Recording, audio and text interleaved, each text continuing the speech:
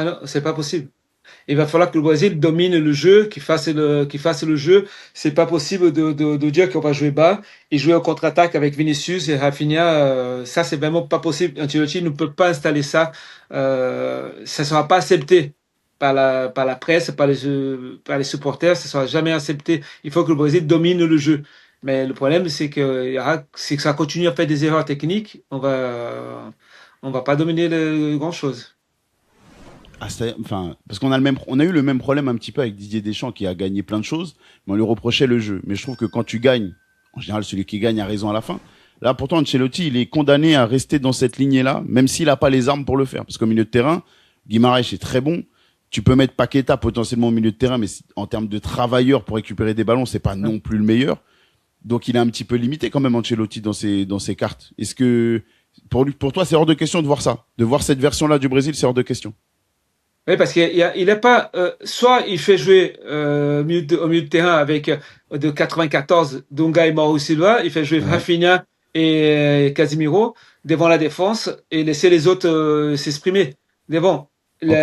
Sinon, il est obligé de sortir deux joueurs techniques de l'équipe pour garder Rafinha et Vinicius devant, comme il y avait à l'époque Bebeto, Romario. Donc, voilà, on garde vraiment 4-4-2 comme c'était le Brésil il y a longtemps.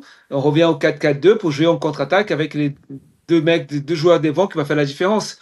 Soit il accepte ça, ben, soit il reste avec le 4-3-3 et qu'il n'arrive pas à faire la différence. Je suis un peu inquiet si on garde ce 4-3-3. Pour terminer sur ce premier match, avant de basculer sur la suite, la défense. Parce qu'encore une fois, en défense, on est censé avoir notamment la charnière centrale et le gardien, des joueurs expérimentés, qui ont encore fait une grosse saison. Marquinhos a été ménagé, mais il a fait une grosse saison avec le Paris Saint-Germain. Gabriel fait partie des meilleurs défenseurs centraux de la saison et de loin. Il l'a encore montré pendant la finale de la Ligue des Champions. On a un gardien qui est... il n'y a plus besoin de le présenter. Alisson, il a l'habitude des grands rendez-vous. Est-ce que tu as été rassuré? Est-ce que tu as été déçu? Qu'est-ce qui manque à cette équipe, à cette défense?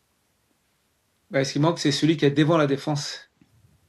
C'est pas les deux défenseurs, c'est pas les deux axiaux, c'est celui qui est devant la défense qui assure pas les deux. Parce que Marquinhos et Gabriel, ils vont continuer à faire des bons matchs. Mais c'est celui qui est devant eux qui m'inquiète. Parce que Fabinho, c'est peut-être celui qui est le mieux placé, Ouais. qui est Casemiro, pour jouer. Mais Casemiro ne donne pas cette garantie qui était le Casemiro d'avant, le Real et tout. C'est ce que moi je me rappelle d'interview qu'avait fait Zidane et qu'il a dit dans ma compo, je mets Casemiro en premier parce que c'est lui qui va garantir ma défense. Et là aujourd'hui, c'est pas celui Non, qui est c'est fini. garant. C'est C'est fini. fini. Et là, pour moi, le problème il est là parce qu'ils sont livrés à eux-mêmes. Quand on voit le but de Maroc, ben, c'est une perte de balle contre-attaque. Il n'y a personne, ballon entre les deux défenseurs. Il n'y a pas de. Moi, ça m'inquiète, c'est surtout qui va jouer devant la défense pour vraiment protéger ces actions.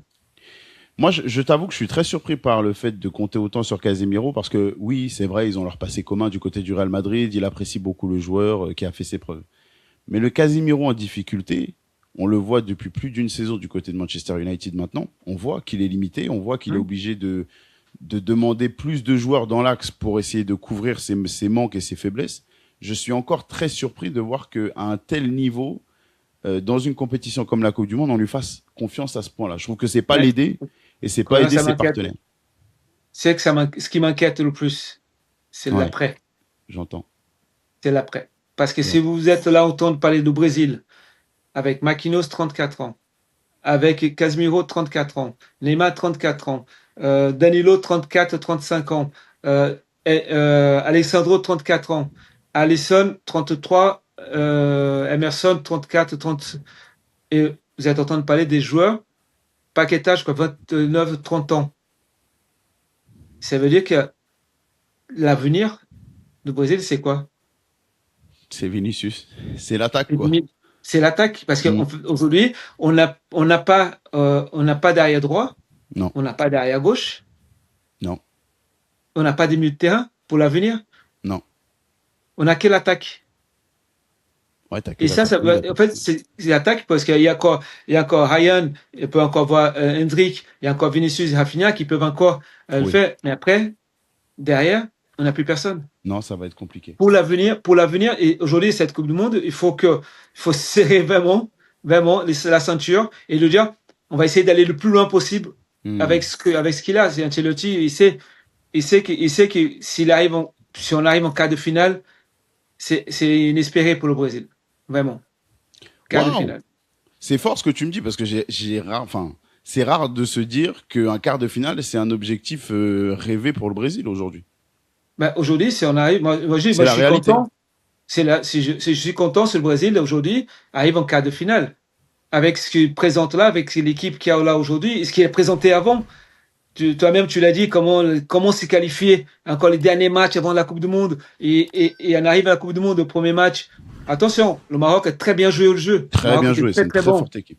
Ouais, très bien joué. Mais même ça, même si le Brésil n'a pas réussi à monter le niveau du jeu, parce que là, dans ce match-là, celui qui a le regret de tout, c'est le Maroc, ils auraient pu gagner. Oui, Le Maroc, ils oui, auraient oui, pu c'est gagner, il n'y vrai. avait pas de, il y avait pas de discussion Je pense que les là-dessus. Marocains sont déçus de repartir avec un match nul. Ils auraient pu gagner un match. Ils auraient pu gagner Ouais. ce match-là.